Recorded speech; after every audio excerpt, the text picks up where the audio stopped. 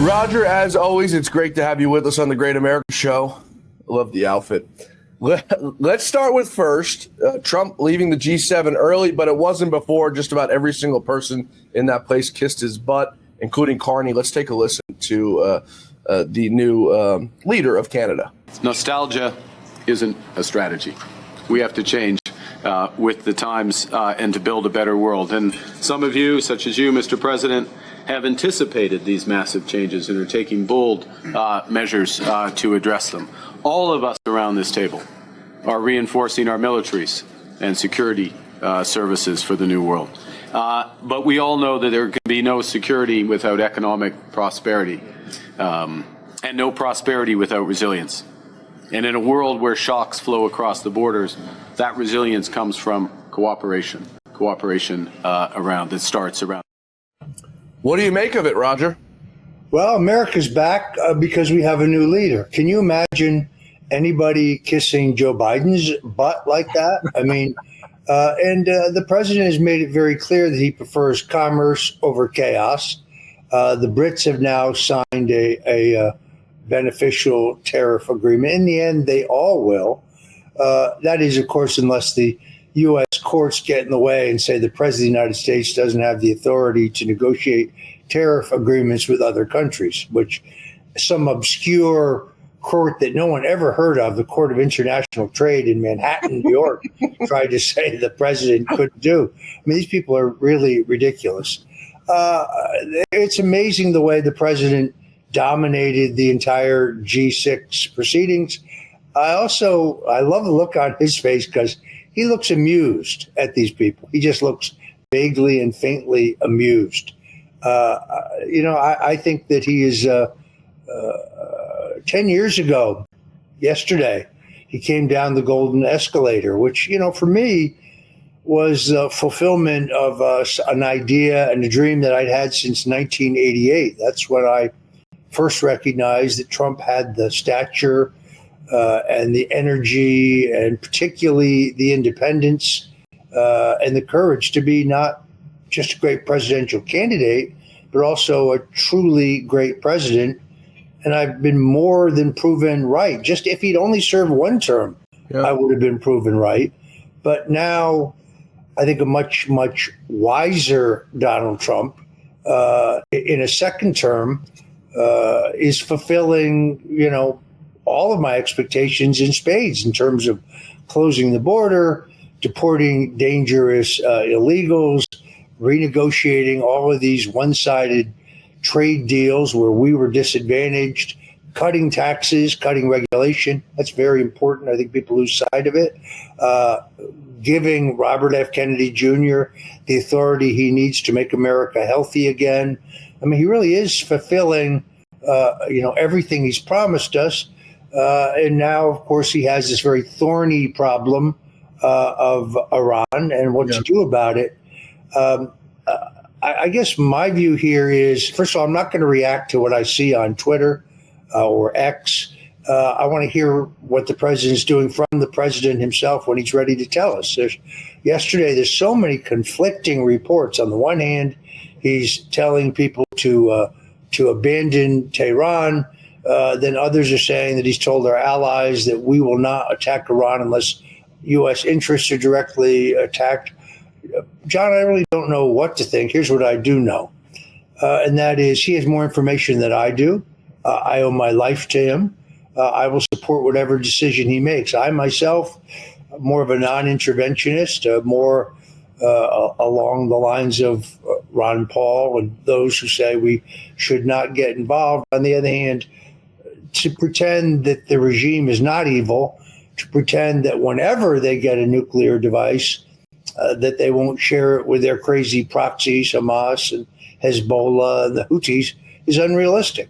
And I don't believe they'll ever give this up in negotiation. I think they were stalling, buying time, waiting for the UN resolutions to expire. But I don't think they'll ever really give up the bomb and use nuclear just for electricity and other peaceful purposes. So I'll stick with the president when he makes a decision, but I don't think he's made one yet.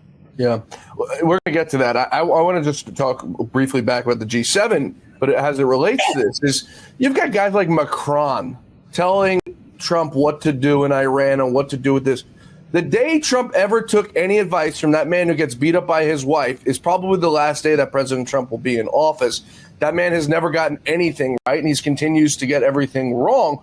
But it was funny to see President Trump's got this weird way, and you've known him far longer than I have. He's got this weird way of, when he gets into a room with people who don't like him, making them feel as uncomfortable as possible. And he gets to that meeting with Carney and his wife, you could tell, clearly not happy to see President Trump. And Trump looks to Carney and he goes, there was a 100% chance of rain over the weekend in D.C. 100% chance. It didn't rain one bit. And Carney's sitting there like, what the hell is he talking about? The wife's sitting there like, what the hell is he talking about? But he gets these people into a position where they're like, nobody can read, nobody could understand what his next move is. And I think that is just so brilliant from a world leader. Well, this is one of the things that I first saw in 1988 is this presence. He has presence. So when I refer to his size, I obviously don't mean his physical size, although obviously he's very tall and broad-shouldered. But I'm talking about his stature, his ability to not only fill a room, but to dominate the room. And he has, as you point out, his own way of communicating. He calls it weaving, which I think is interesting. And he knows those people don't like him. He knows that they're elitist snobs who resent the fact that he was elected, and they probably preferred dealing, with Joe Biden, who was non-compos mentis, who was literally a vegetable. I don't know, a cabbage maybe. I'm not sure which vegetable, but a vegetable. Cucumber, perhaps. And they could push him around. They clearly see their efforts to push him on the war in Ukraine are not working. And I think they're very, very frustrated that America is now playing the role we were meant to play. I'll tell you one thing they resent, the fact that he's made them all pay up in terms of their past due NATO dues. I mean, we were carrying all of these countries, Germany, France, Italy. We were carrying them as if they don't have the money when they do have the money. And even in his first term, I think he brought in 600. Roger, we're the ones who don't have the money. Right. We're dead broke. Well, we're 37 trillion in debt or something like that. But that's all on paper because our money's backed by anything anyway. Yeah. Well, that brings up the point. They never did that Fort Knox gold tour. I guess they were worried about what Menendez got to before he. By the way, I think he heads to jail today. He does. So much, by the way, for the reports, which I think I broke the story. He definitely made an effort to reach out to Trump for a pardon. For sure. As did the guy who supplied the gold. Neither one of them will get pardoned. I don't think either one was even seriously considered for a pardon. But you raise an excellent point. Elon raised that. No one has seen the gold at Fort Knox or at the New York Federal Reserve, which is where the rest of the gold is supposed to be, since 1974. And then it was in the news cycle, and then it suddenly disappeared. And Elon, who I like, who I think did great things for this country, first in establishing the premier free speech social media site in the country, and then through Doge, where he absolutely proved that there was not millions, not billions, but trillions of dollars in waste, fraud, and corruption. But above all, exposing the complete fraud of USAID, which is nothing but a slush fund for the radical left, in which they pay for every kind of crazy political scheme and plot you can imagine, not to mention a large number of circumcisions that I don't think they ever really paid for. So, but Elon was going to go inspect the gold as part of his Doge mission, and then just didn't hear anything more about it, which makes me believe that the gold is not there, that the gold has somehow been dissipated or stolen. The irony of that, of course, is if that were true, it wouldn't affect the value of our currency at all because our currency is no longer back to gold. This was, of course, my mentor, Richard Nixon's, probably his single greatest mistake. Whenever I write something favorable about Nixon, I did a piece 2 days ago about the crucial role Nixon played in saving Israel from complete annihilation in the 1973 Yom Kippur War. People always say, yeah, but he took us off the gold standard. This is the biggest mistake. Well, yes, I agree. I've written 2 books on Richard Nixon. It's prominent in both books. I agree. It was among his greatest mistakes. But I'll tell you what was not among his greatest mistakes, and that was reaching out to China. So those who say, oh, well, Nixon's responsible for China's threat to America today. No, at the time, China was a dirt poor, agrarian society with no technology. They didn't even have indoor plumbing. Most people didn't have toilets. The rural areas did not have electricity. There was no way for Nixon to see that 30 years later, Bill Clinton would not only give them most favored nation trading status, but he would also sell them for illegal campaign contributions our missile targeting technology in the so-called Loral scandal. So you cannot blame Richard Nixon for the danger that China poses us today. He had no way of looking 30 years into the future to see that we were going to supply them with the technology to make them a dangerous country. The gold standard is an interesting one because we wouldn't be nearly $40 trillion in debt today if our money was backed by gold, because eventually you'd run out of gold for how much money that these people were spending. I want to turn to this whole Iran, Israel, and now America conflict. A few months ago, someone you admire greatly, and I admire greatly, Tulsi Gabbard, testified before a Senate committee that Iran was not at the point of getting a nuclear weapon yet. And then President Trump saying today or earlier this morning on Air Force One, he doesn't care what she has to say. Let's roll the clip. Iran's cyber operations and capabilities also present a serious threat to U.S. networks and data.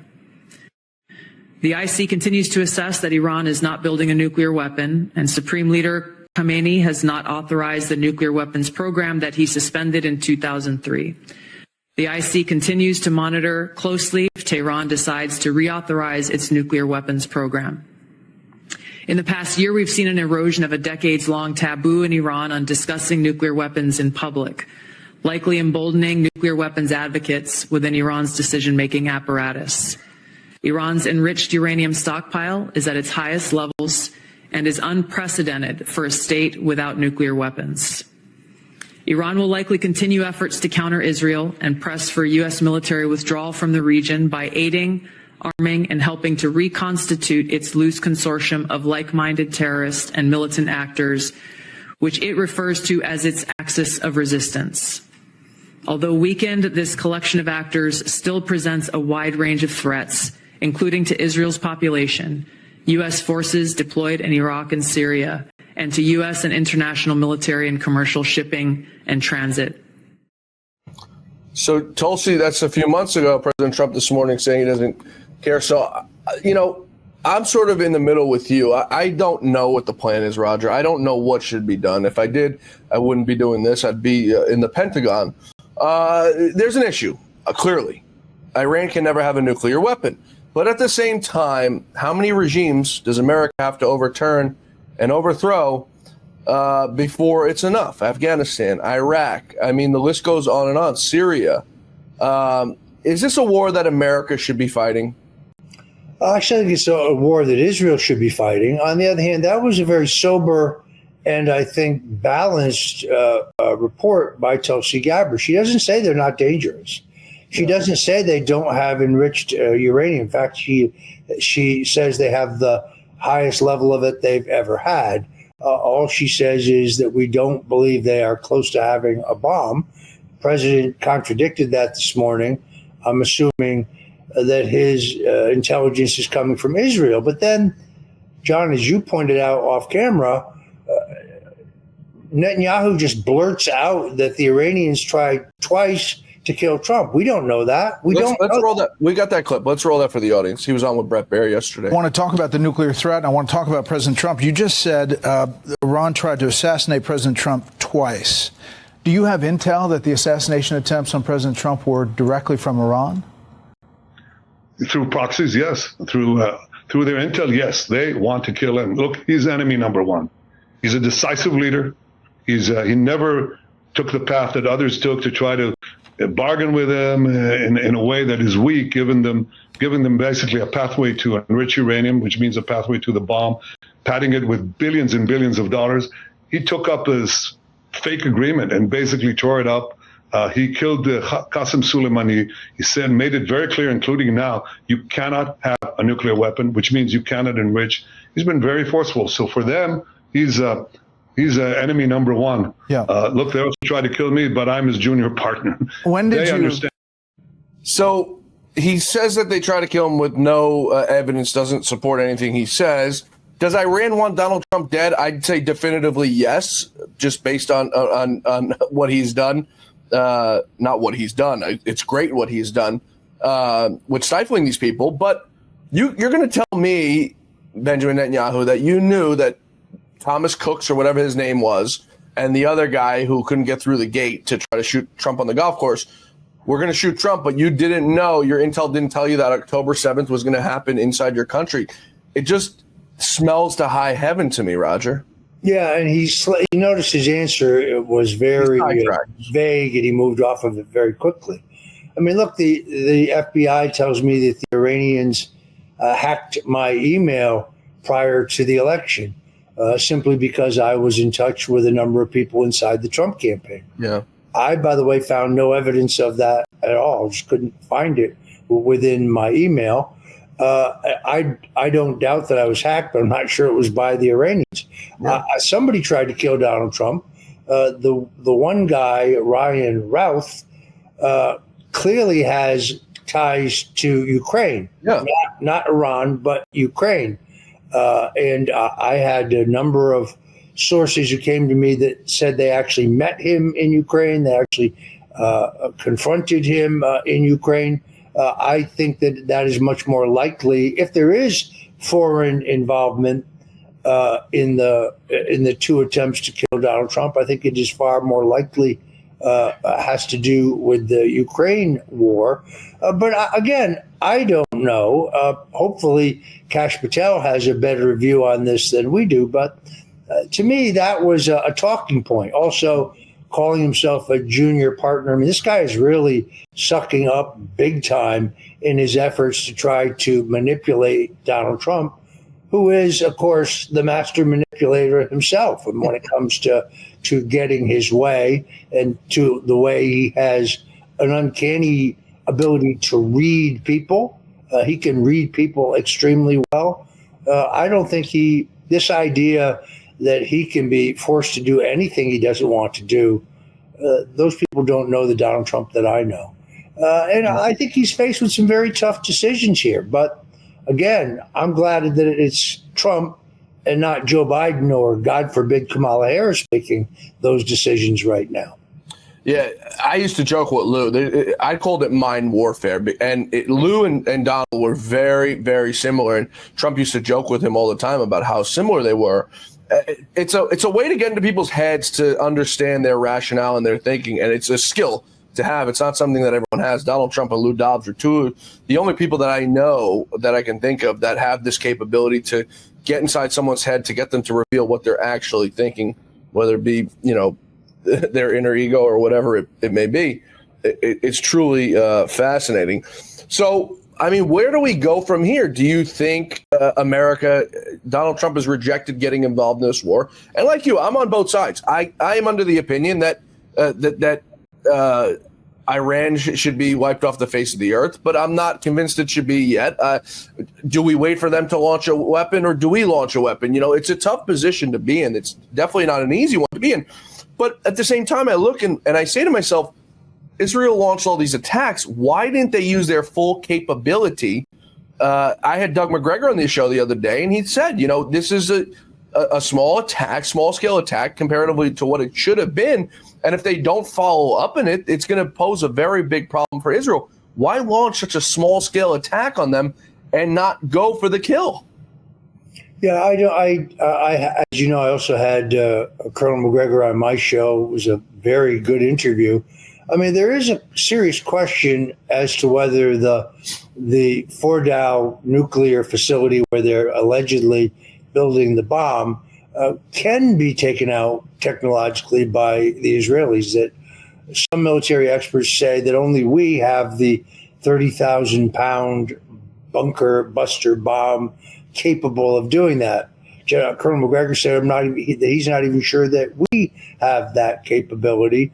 But my guess is that's what Netanyahu is trying to urge the president to do. I tend to agree with General Flynn. Give the Israelis anything they need, anything they want, but we ourselves should not be directly involved in attacking Iran unless it is certain to be ending. What we cannot afford is another long-range, ongoing, forever war where we end up committing troops and dollars. Colonel McGregor made a very good point, is that we're broke. And we have spent a huge amount of our military capability, I should say, sent an enormous amount of our military capability to Ukraine. We will be out of missiles here pretty quickly. These drones that they're using cost about $20,000, whereas intercontinental ballistic missile cost $3.5–4 million, as I understand it. So we are not in the strong position that everyone believes we are, although we're not in a weak position. So I'm with you. I'm kind of somewhere here in the middle. I do support Israel. I do support their right to defend themselves. I do recognize the Iranian regime is very dangerous. People who don't even support Israel's attack, I don't understand that either. Yeah, I do support Israel, their right to defend themselves. And as for Iran wanting to kill Donald Trump, their leading mullah made a statement 2 days ago calling for the assassination of Trump, Vance, every cabinet member, and all their families. So there's no doubt about that in terms of their intent. Whether they were really involved in the 2 assassination attempts, I don't think we have any proof of that, and I don't think Netanyahu does either. Yeah, and you know what? You can be on that side of that, and I'm in total agreement with you, where you support Israel, but you don't want American troops on the ground. It doesn't make you anti-Semitic. It doesn't make you anti-Israel. But we've seen, Roger, in the last 25 years, how many of our children, how many of our brothers and sisters brought back here in body bags. It's not America. 77 million Americans didn't vote for that. They don't want that. They don't want troops on the ground in foreign countries. We have a war here at home, Roger, on our southern border. One where our troops, we can assure that they're protected as well as possible right here in our country, protecting our border rather than sending them overseas. We need to start taking care of America and Americans before we continue to be the world's police. And like you said, I don't disagree that we should be giving Israel everything they need to defeat these Islamic terrorists who want America dead, who have said they will turn America into, nuclear ash, I think is what Khamenei said a few years ago. But I don't think President Trump is at that point yet. In fact, he just tweeted out earlier today, quote, "We know exactly where the so-called supreme leader is hiding. He's an easy target, but he is safe there. We're not going to take him out," and then in parentheses, "kill, at least not for now. But we don't want missiles shot at civilians or American soldiers. Our patience is wearing thin. Thank you for your attention to this matter." And I think he's riffing with Tucker Carlson right now. I think they want the same exact things. They just have a different approach to how they're going. And it doesn't make Tucker Carlson a bad guy. It doesn't make people bad because you don't want war. It doesn't make you a rhino. And usually, Roger, I'm on the side of whatever Lindsey Graham is for, I'm against. And Lindsey Graham is all for this. Oh, yeah, he wants to go all in. But then I guess he always likes it all in. I don't know. Look, he's... Is that where you name Lady G? I'm not going there. You already went there. With a little nuance, perhaps. Look, Trump is a man who means what he says and says what he means. He gave them 60 days. They didn't come to the table and make a deal within 60 days. And the 61st day, he told the Israelis to go ahead, and they did. And to claim that they didn't do serious damage, they clearly did. They killed number of the top leaders. I think they really disrupted the command and control of the Iranians. On the other hand, Iran bounced back. It was more resilient than I think people expected, experts expected. And we shouldn't pretend that the Chinese or the Pakistanis are just going to sit on the sidelines here and do nothing. China is still getting most of its oil from Iranian sources. Now, I think it is much easier to degrade their oil capability, their energy production capabilities. I think we probably already disrupted that substantially. When I say we, Israel, I mean Israel. And I think Israel can do more damage there. On the other hand, the Iron Dome, which so far had proven to be quite effective, as you know, John, some Iranian missiles did get through their missile defense system and did some damage. No report on the casualties there. One of the pieces that people miss when they criticize the big, beautiful bill, which is absolutely crucial for us to pass, because without it, we get a 68% increase in federal taxes overnight for every American, not just for the wealthy, for every American. But also in that bill is the funding for our own strategic defense initiative, which Trump has called the Golden Dome. This is something that I have supported since Reagan was president. They used to make fun of us and call it Star Wars. The technology is far more sophisticated now, of course, than it was then. But it has worked to a great extent for Israel, and I think it will work for us. Clearly, the technology is not perfect, but we don't know what technology they're utilizing. We don't know whether the technology that Trump would use would be superior. Yeah. Congress has actually voted for much of this funding, but Biden then just dragged his feet in terms of implementing it. We should put the one for the East Coast should be at Fort Drum in New York, upstate New York, for example.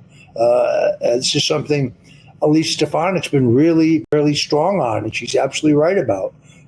So another reason why the big, beautiful bill, which is far from perfect. I mean, there's a lot of stuff in there I don't like, particularly this AI restrictions on states regulating the use of AI for 10 years. That's troubling. There's a number of smaller things in there that are troubling. But again, this isn't the final version. What the House will pass is not the final version. And these things can be worked out in conference and also in the Senate. Yeah, I'm partially sold on the what Trump calls the Golden Dome. I think it makes sense in some cases. In some cases, it doesn't. It's going to be hard to put it across the whole United States. Does it make sense to put it around our biggest cities, New York and California and L.A.? Yeah, absolutely. That's probably where you want it. You want it put around our power grids or, wherever they get it. But at the end of the day, it's only good for, surface missiles, right? Missiles that are coming from the water. So they got to get close enough. I'm glad that you brought up California because I was this guy, Alex Padilla, the almost unidentifiable senator from California.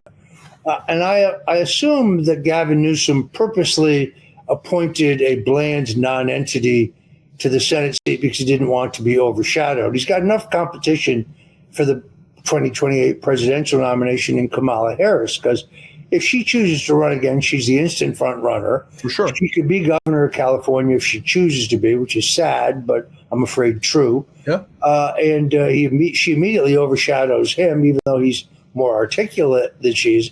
His move to the center, where he had, Steve Bannon and Charlie Kirk on his podcast, he quickly abandoned that to now go back and redefine himself as the anti-Trump. He hopes to raise his profile and kind of rebuild his disastrous political situation by rebranding himself as the anti-Trump. Otherwise, the guy would have to run on his record. And if you look at California, California is essentially a flaming wreck at this point. It could be the world's largest outdoor toilet. Between crime and homelessness and drug abuse and taxes.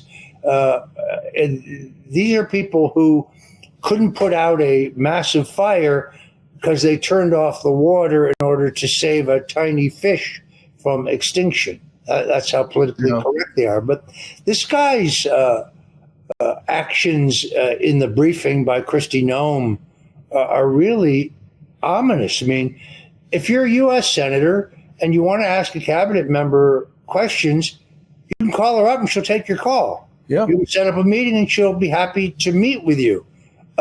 This guy is such a nondescript non-entity, and his physical reactions are, if you watch the video, and I've watched it now several times, I mean, he's menacing her. Yeah. And nobody recognizes him as a U.S. senator. He says, "Well, it was on my polo shirt." Yes, but he's wearing a jacket over his polo shirt. So the fact that it's on his shirt is immaterial. And here's the weirdest part: if you go look at the guy they just arrested in Michigan, I guess it is, or Minnesota. Minnesota, who assassinated a number of their state leaders. He looks just like Alex Padilla. I mean, these guys look like to be brothers. That whole thing is very weird. By the way, it's an act. He knew what he was doing. This was an attempt to get publicity and get attention. And he's not just shouting a question at her. He's trying to lunge forward. And he has to be stopped. And he's warned several times, and he keeps coming. So he deserved to get handcuffed. Yeah. Yeah, you're absolutely right. California's going to hell in a handbasket. It's crazy because this whole administration is so transparent. I can't think of a last time I've seen a president of the United States like posting text messages. You can get the guy on the phone. You can text message the president, and he responds. I mean, you know better than anyone. There was a text from you on a screen, him getting off Air Force One. There's nobody more easily accessible as a president of the United States than Donald Trump and his administration. So it's sad that these people have to stoop to these new lows, and it all has to do with these ICE raids. Roger, a new poll out from Harvard Harris, who's Marxist Dem left, that they did just last week, 56, a margin of 12 points. 56% say they support the decision to send in these ICE raids and the National Guard to help these people. This is what the American people voted for. These Marxist Dems, if they don't support it, they should just sit back for their own good. Well, and they continue to insist that there's no need. I mean, they continue to insist that the demonstrations in California are peaceful when we can see with our own eyes, cars on fire, ICE agents being assaulted, people throwing rocks, bottles, chunks of concrete, baggies full of urine and feces at ICE officers and other law enforcement officers. The president is completely within his right. First of all, he made a sound judgment to send in the National Guard. And then Gavin Newsom sues him immediately, saying he doesn't have that authority because Newsom, as governor, didn't ask for the National Guard. Well, let me give you a hint, Gavin. Orville Faubus, the segregationist governor of Arkansas, didn't call for the National Guard when Eisenhower sent the National Guard into Arkansas to support desegregation of the schools. John F. Kennedy didn't get the permission or a request from Governor George Wallace, the segregationist governor of Alabama, when he sent the National Guard in to support the desegregation of the schools there. The president does not require a request or the acquiescence of a governor to activate the National Guard. So that lawsuit was a waste of time. It was a showboating to try to build Gavin Newsom's national profile for a presidential bid. Absolutely absurd. And by the way, the situation in LA, based on everything I've seen and read, seems to be getting worse, not better. Yeah. So the riots the night before last, the riots around a federal courthouse, which the National Guard and the Marines now have an absolute duty to protect, was getting worse and not better. And Gavin Newsom should quit pretending otherwise. Yeah, he's a terrible, terrible person. Before we wrap up, Roger, interesting story. The NAACP has a convention every single year, and this year it's in North Carolina. For the first time in 116 years, the sitting president of the United States, being Donald Trump, of course, not being invited to it. 116 years. Now, this is President Trump, I think, performed better than any single president in the history of this country. It was like 16 or 20%, somewhere at 16 to 20%. He pulled up the black vote this time around. It seems to me like they're looking to do another summer of love and the racial divide. The only problem is these people aren't falling for it this time, in my opinion. They've woken up. And the reason being is you look at the streets of LA, I don't see any BLM anything. Now, 2020, you saw what they did with the Summer of Love in Minneapolis. Not one BLM sign or anything on these streets in any of these riots that are happening. Do you think that their eyes have been opened, that the Democrats just want to draw a racial divide between blacks and whites and blacks and any other race in this country? I think there's a huge dichotomy between the so-called black leadership, who are really just partisans, and African American voters and citizens in the United States. I mean, I agree. Donald Trump is the only president who's done anything in terms of criminal justice reform, which had definitely been weaponized against people of color. Yeah. The First Step Act, the Second Chance Act, this provided real justice for people who had been caught in this web caused by the 1994 crime bill, written by racist Joe Biden, signed by Bill Clinton. Bill Clinton, who was governor of Arkansas, went to the Supreme Court to argue that racial profiling by the Arkansas State Police was perfectly all right. That Bill Clinton.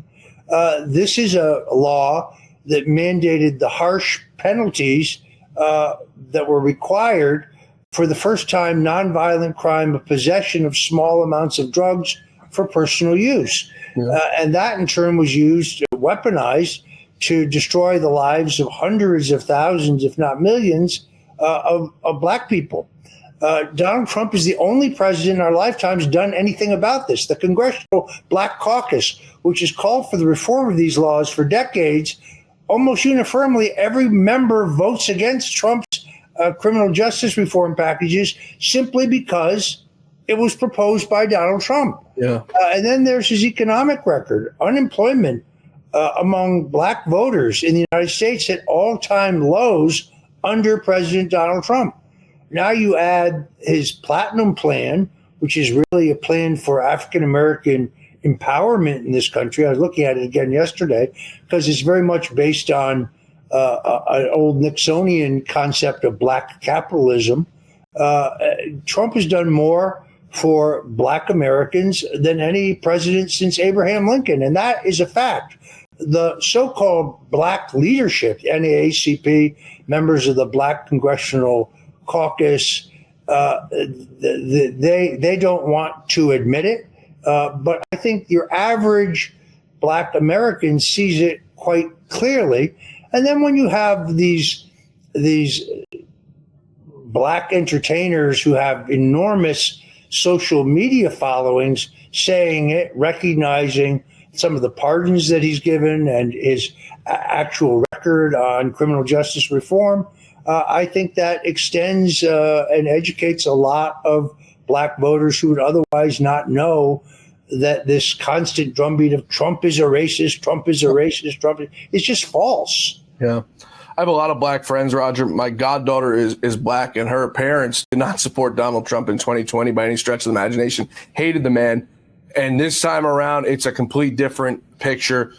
And I have to say the same for most of my other black friends as well. The turn that he's taken, because they opened up their eyes to realize that all the Democrats have tried to do for the last eternity is create a racial divide, that the Democrats are doing something for the black or Hispanic communities and the Republicans aren't. And Donald Trump is the first president to really bring this to the forefront, to show that you guys are bullshit artists and you're lying and you're nothing but bad for the black community. And Donald Trump has, as you said, a proven track record, better than Abraham Lincoln for this community. Roger, as always, it's amazing and fun to talk with you. You get the last word here.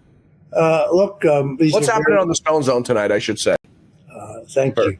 So you can turn into the Stone Zone tonight, WABCRadio.com, WABCRadio.com at 8 p.m. Eastern, where we are 5 nights a week. And then, of course, on the weekends, on Sunday, 3 to 5, once again, on Sundays at WABCRadio.com. Let's face it, John, I have a face for radio. I really enjoy doing it. I enjoy being with you. In the meantime, let's pray for our president and for our nation and for our allies in Israel in this very dangerous time. Yep. StoneZone.com. Who's your guest tonight, Roger? Do you got one? Actually, yes, Boone Cutler is coming on. Veteran Boone Cutler. Talk to us about events in the Middle East. Also talk to us about veterans and how many veterans are benefiting from alternative medicine when it comes to dealing with PTSD. That's amazing. I'm so in favor of that, and I talk about that all the time here on the show. Folks, that's 8 o'clock tonight, the Stone Zone. So just after you wrap up here, go have dinner, and then go join Roger, StoneZone.com if you're in New York Tri-State or Syndicate, WABCRadio.com or on your radio dial. Roger, we'll see you next week. Thanks, John. God bless you. God bless you, Roger.